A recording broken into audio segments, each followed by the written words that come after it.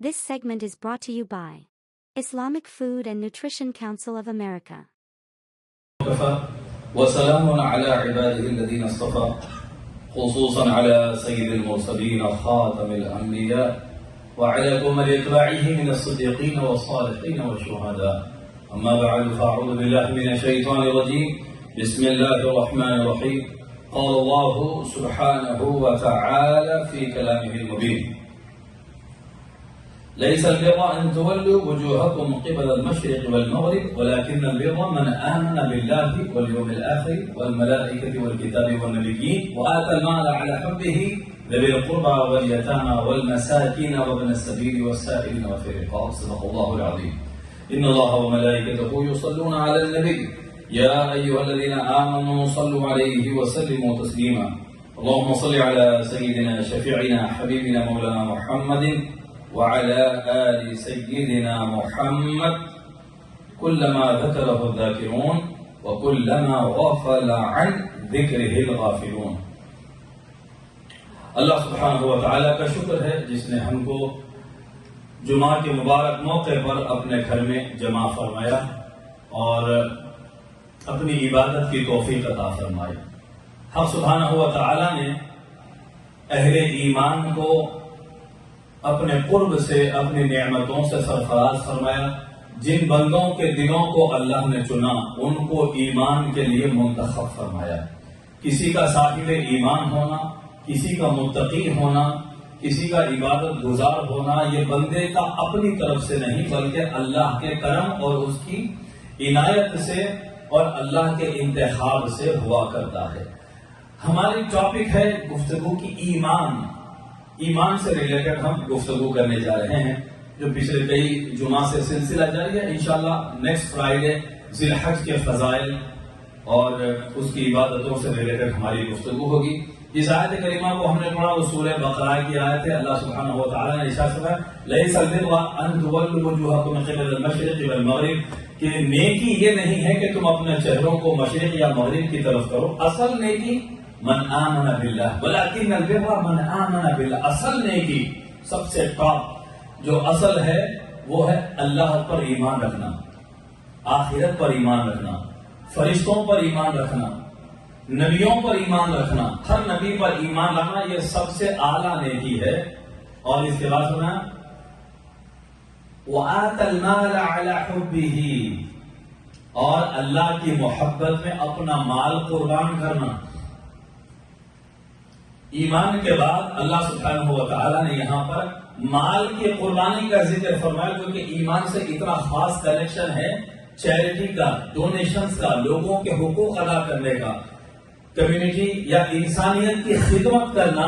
اللہ نے ایمان کے ساتھ ہی اس کو ذکر فرمایا کہ وَآتَ الْمَالَ عَلَى حُبِّهِ اپنا مال اللہ کی محبت میں قربان کرنا. کمیونٹی میں صرف ایک دوسرے کو دکھانے کے لیے یا صرف اپنے نام کے لیے یا ٹیکس سے بچنے کے لیے نہیں، اللہ کی محبت میں اپنا مال دینا یہ ایمان کے ساتھ ریلیٹڈ اللہ سبحانہ و تعالیٰ نے سورہ بقرہ وَآتَ الْمَالَ عَلَى حُبِّهِ ذَوِي الْقُرْبَى رشتہ دار والیتامى یتیم مساکین جس کے پاس کل کے لیے کچھ نہیں ایسے غریب وہ اپنے مسافروں پر اللہ کی راہ میں خرچ کرنا. تو ایمان کا کنیکشن مال کی قربانی سے بھی ہوا کرتا ہے.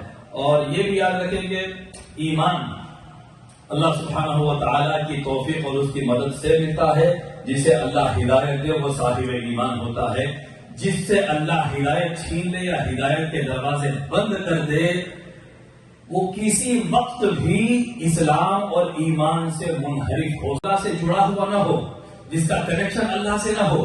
بچپن میں کلمہ پڑھ لیا تھا، کمیونٹی کے ساتھ نمازیں پڑھ رہا ہے مگر ایمان تو اللہ کے ساتھ اس کا اپنا کنیکشن نہیں ہے، رابطہ نہیں ہے روز کا، مانگنا لینا دینا بندگی پیشانی جھکانا کوئی کنیکشن نہیں. تو ایسے بندے کے ایمان کی کیا گارنٹی ہے کہ وہ اللہ کا فضل اگر نہ ہو تو ایمان پر موت ہوگی، اس کی گارنٹی کسی کے پاس نہیں ہے. اسی لیے سرکار مدینہ نے تعلیم فرمائی اللہ سے ہدایت مانگتے رہنا، اسلام اور ایمان پر ثابت قدمی اللہ سے مانگتے رہنا.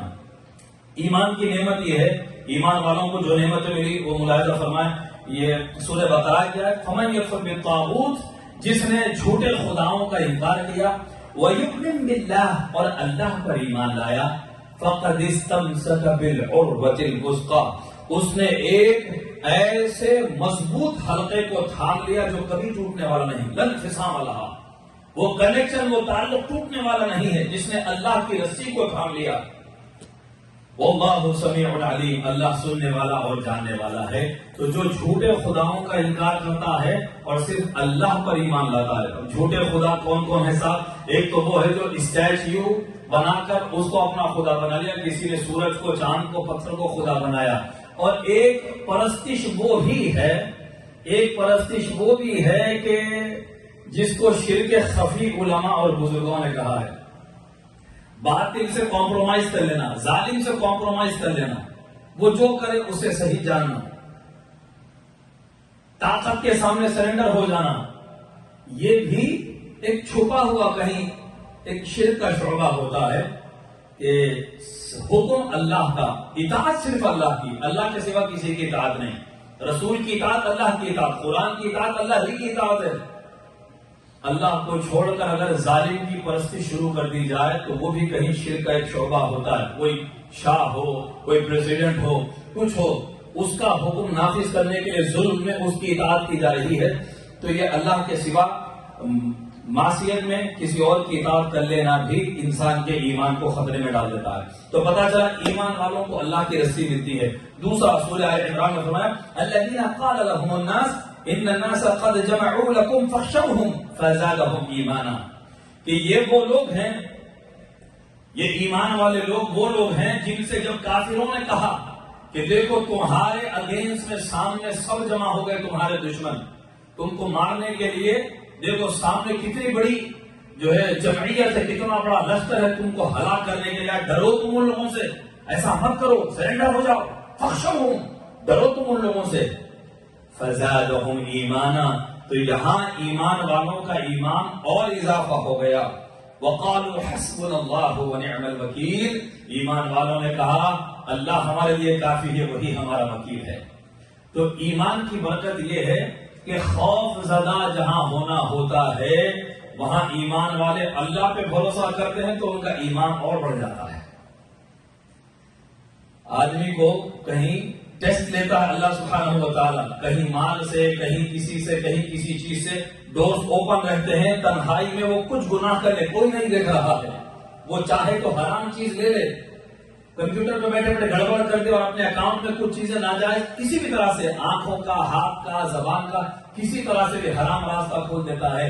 مگر جب صاحب ایمان اللہ کو یاد کر کے اس ڈور کو کلوز کر دیتا ہے تو اس کا ایمان اور بڑھ جاتا ہے, ورنہ ایمان گھٹ جاتا ہے. حرام میں مبتلا ہوا تو سینے سے ایمان نکل جاتا ہے, گناہ کرنے کے بعد پھر واپس ایمان سینے میں داخل ہوتا ہے. تو ایمان والوں کو ایک اللہ کی رسی ملتی ہے, اور پر جب بھروسہ کرتے ہیں, اس کو کافی مانتے ہیں, تو ان کے ایمان میں اور اضافہ ہوتا ہے.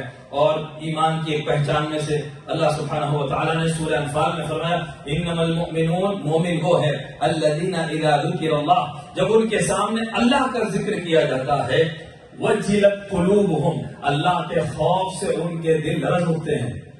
مومن کی پہچان اللہ کا ذکر ہو, اللہ کی محبت کا ذکر ہو, اس کی قدرت کا ذکر ہو, اس کے کھلانے پلانے کا یا اس کی طاقت, اس کے اختیار کا ذکر, جس طرح سے بھی مالک کا ذکر ہو, اللہ کے خوف سے دل لرزتے ہیں, جھک جاتے ہیں. وَإِذَا تُلِيَتْ عَلَيْهِمْ آيَاتُهُ, اور جب ان کے سامنے قرآن کی آیت پڑھی جاتی ہے, زَادَتْهُمْ إِيمَانًا وَعَلَىٰ رَبِّهِمْ يَتَوَكَّلُونَ, تو ان قرآن کی آیتوں سے ان کے ایمان میں اضافہ ہوتا ہے, اور وہ صرف اپنے رب پر بھروسہ کرنے والے ہوتے ہیں. ان کا بھروسہ صرف اللہ سبحانہ و تعالیٰ پر ہوتا ہے. حضرت عبداللہ بن مسعود کا واقعہ مجھے یاد آتا ہے کہ حضرت عثمان غنی کے دور میں ان کو وظیفہ گورنمنٹ نے دینے کی کوشش کی. آپ لیجئے, آئیے, آپ سینئر صاحب کی, یا آپ کہاں تھے, تو میں کہ مجھے نہیں چاہیے. بولے کہ آپ زیادہ مالدار بھی نہیں ہیں, ضعیف بھی ہو چکے ہیں, آپ کو بچیاں بھی ہیں, ان کے معاملات زندگی کے آپ لے لیجیے. تو فرمایا کہ رہنے دیجیے, میں نے اپنی بیٹیوں کو, میں سورہ بھول رہا ہوں, سورہ قاف غالباً, سورہ واقعہ, میں نے اپنی بیٹیوں کو سورہ واقعہ کی تلقین کر دی ہے. میں نے سرکار سے سنا جب تک بندہ سورہ واقعہ پڑھے گا پابندی کے ساتھ یہ روزانہ جو پڑھے اللہ تعالیٰ اسے فقر سے، تندرستی سے بچائے گا، محتاجی سے بچا لے گا. اللہ میری بیٹیوں کے لیے سورہ واقعہ کافی ہے. کیا ایمان ہے صاحب.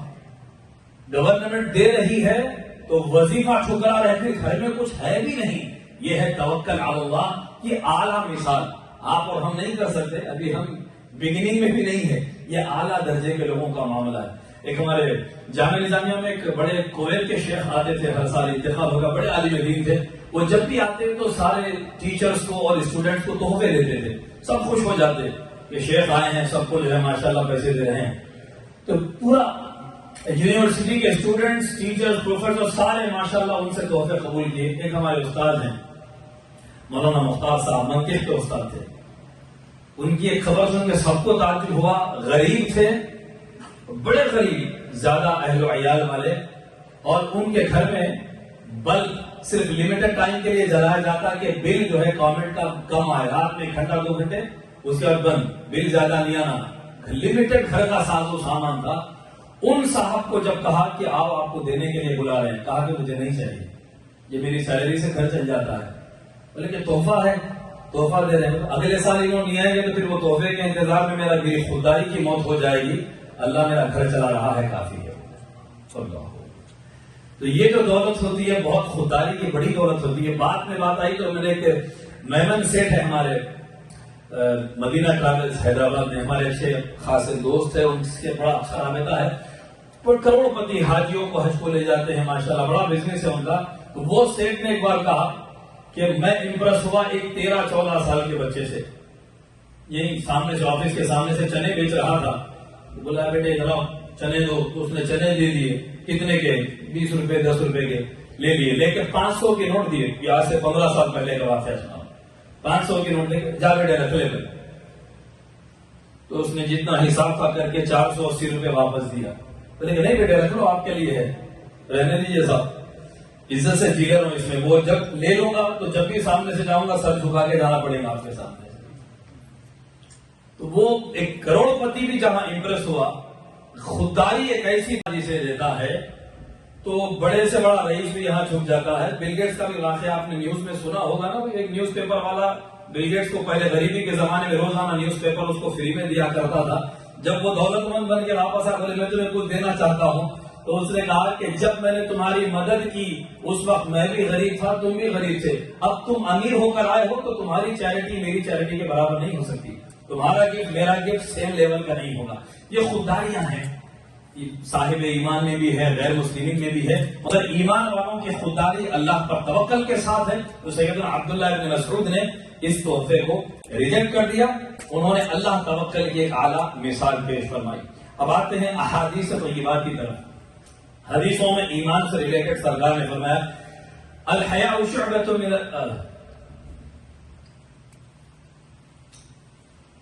الایمان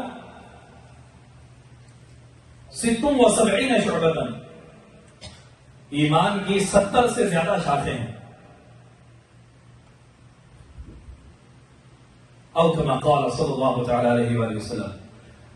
اور سب سے چھوٹا ایمان کا درجہ اماطۃ الاذى عن الطریق، راستے سے تکلیف دینے والی چیز کو ہٹا دینا. وَأَفْضَلُهَا لَا إِلَهَ إِلَّا اللَّهِ. ایمان کی سب سے اعلیٰ شاخ، سب سے اعلیٰ جو درجہ ہے وہ لا الہ الا اللہ ایمان ہے، عقیدہ ہے. وَأَدْنَاهَا، اور سب سے کم درجہ ایمان کا راستے سے تکلیف دینے والی چیز کو ہٹانا. تو مومن کی سب سے چھوٹی پہچان یہ ہے، راستے میں کوئی چیز دیجیے اسے ہٹا دے تو ٹھیک ہے، یہ تو بگننگ ہے. تو اندازہ لگائیں آپ، ہم اس حدیث کے آئینے میں خود کو دیکھیں، کیا ہم اس پہلی سیڑھی پر بھی ہیں؟ راستے سے تکلیف دینے والی چیز کو ہم ہٹاتے ہیں تو ابھی پہلی سیڑھی پر ہے. برخلاف اس کے اگر ہم راستے میں کچرا پھینکنے والے ہیں تو ہم سمجھے ہم خود کچرا ہیں. اگر ایک مسلمان کلمہ کو پانی کے باٹل راستے میں پھینکتا ہے، ٹیشو پیپر راستے میں پھینکتا ہے، گاڑیاں ٹیڑھی پار کر دیتا ہے، تو ابھی ایمان کی پہلی سیڑھی بھی اسے نصیب نہیں ہوئی ہے. یہ ہمارے لیے لمحہ فکر ہے. آج مسجدوں کے آس پاس ہم دیکھ لیں، جتنی ہماری مسجد ہے، پارکنگ کا جو ہم نے طریقہ رکھا ہے، نکلیں گے گھر سے لیٹ، سیلری کے دن جاب پر پہلے پہنچ جائیں گے، جہاں اپنا فائدہ ہے وہاں وقت سے پہلے پہنچیں گے، انتظار کریں گے کب جانا، بے چینی کے ساتھ نماز کے لیے ابھی ٹائم، ابھی تو بیان ہو رہا ہوگا، ابھی خطبہ ہو رہا ہوگا، لاسٹ منٹ میں آئیں گے، ارے پارکنگ یعنی ادھر ایسا جلدی کہ ماشاءاللہ بے چینی کا ایسا مظاہرہ کہ حج مس ہو جائے گا.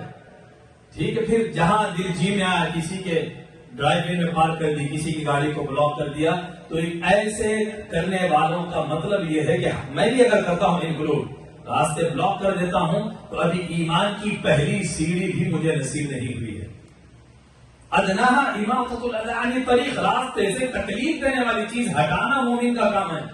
خود اپنے ہاتھ سے والنٹری راستے سے کوئی چیز نظر آ جائے، پیر سے ہٹایا، ہاتھ سے ہٹایا، تو اس طرف توجہ کرنی ہے. یہ ایمان کی بھی پہلی سیڑھی ہے، ادناہا سب سے. اور حیا، الحیاء شعبۃ من الایمان، ایمان والے وہ ہوتے جن میں حیا ہوتی ہے. الحیاء شعبۃ من الایمان، ایمان کی کیٹیگری یا ایمان کے شعبے میں سے ایک ڈپارٹمنٹ حیا کا ہے، جس میں جتنی زیادہ حیا ہوتی ہے وہ اتنا زیادہ صاحب ایمان ہوتا ہے.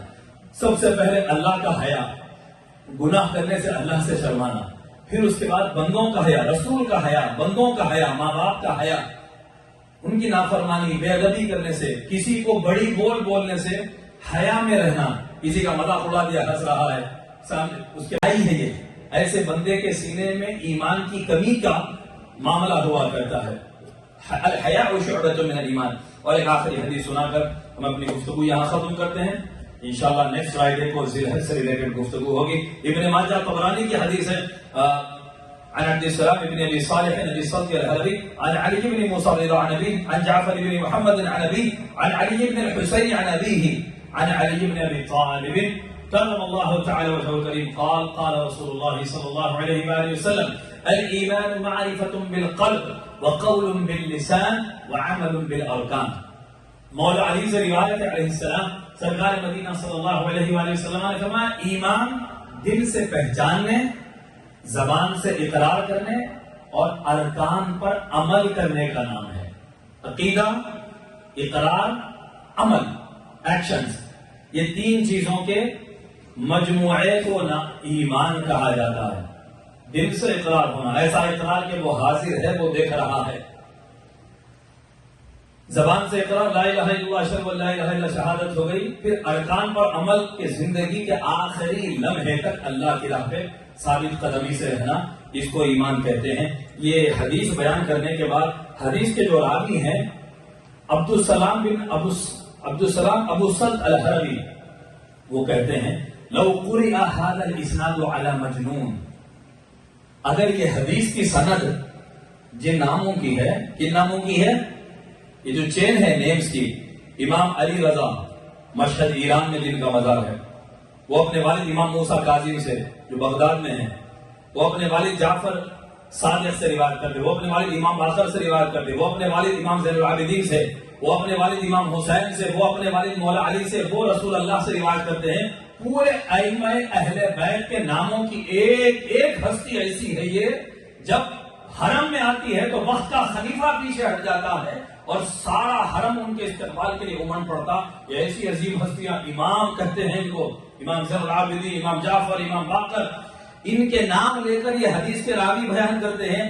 اگر یہ حدیث کی سند لو قرئ هذا الاسناد، یہ نام اگر کسی پاگل پر پڑھ کر دم کر دے، پھونک دے، اللہ تعالیٰ اس کی بیماری کو ختم کر کے شفا دے دے گا. یہ اہل بیت کے نام ہے. اور یہ حدیث میں آپ کو کون سی سنا رہا ہوں؟ یہ یہاں کے انڈیا، پاکستان، امریکہ، بنگلہ دیش کے کسی محدث کی یا آج کل کے لکھے ہوئے مولانا کی روایت نہیں سنا رہا ہوں. یہ ہے ابن ماجہ صحاح ستہ میں سے ایک کتاب، طبرانی، بیہقی، ٹاپ لیول کی حدیث کی کتابیں ہیں. تو یہ دم کرنا، پھونکنا، تعویذ کرنا، یہ انڈیا پاکستان کے ان لوگوں کا کام ہے. نو ڈاؤٹ کہ فیک عامل بہت ہیں مارکیٹ میں، جادوگر، ان کی وجہ سے یہ ڈپارٹمنٹ بدنام ہے، مگر پھونکنا، دم کرنا یہ سنتوں سے ثابت ہے. اور اہل بیت کے نام سے شفا حاصل کرنا یہ سنی محدثین کا طریقہ. تو پتا چلا کہ یہ جو نام ہیں اہل بیت کے بڑی برکت والے نام ہیں اماموں کے. اللہ جب ان سے محبت کیا تو ایسی کیا، ان کے ناموں میں بھی شفا عطا کر دیا. اسی لیے ہم نے جب بھی دیکھا پیران پیر کے نام کا جھنڈا غوث پاک کا، اس میں جو ہے پنجتن کے نام لکھے ہوئے ہیں. درگاہوں پر آپ جاتے ہیں تو کہیں نہ کہیں مسجدوں میں خلفائے راشدین کے نام ہوتے ہیں، درگاہوں میں جائیں تو وہاں اہل بیت کے نام نظر آتے ہیں. تو ان ناموں میں اللہ سبحانہ و تعالیٰ نے برکت رکھی ہے، کیونکہ انہوں نے اللہ کے نام پر زندگی گزاری اور اللہ ہی کی محبت میں انہوں نے دنیا کو چھوڑا. اللہ تعالیٰ ہم کو ایمان کامل کی دولت سے سرفراز فرمائے. اللہ تعالیٰ کہنے والوں کو، سننے والوں کو عمل کی توفیق عطا فرمائے. والسلام علیکم ورحمۃ اللہ وبرکاتہ.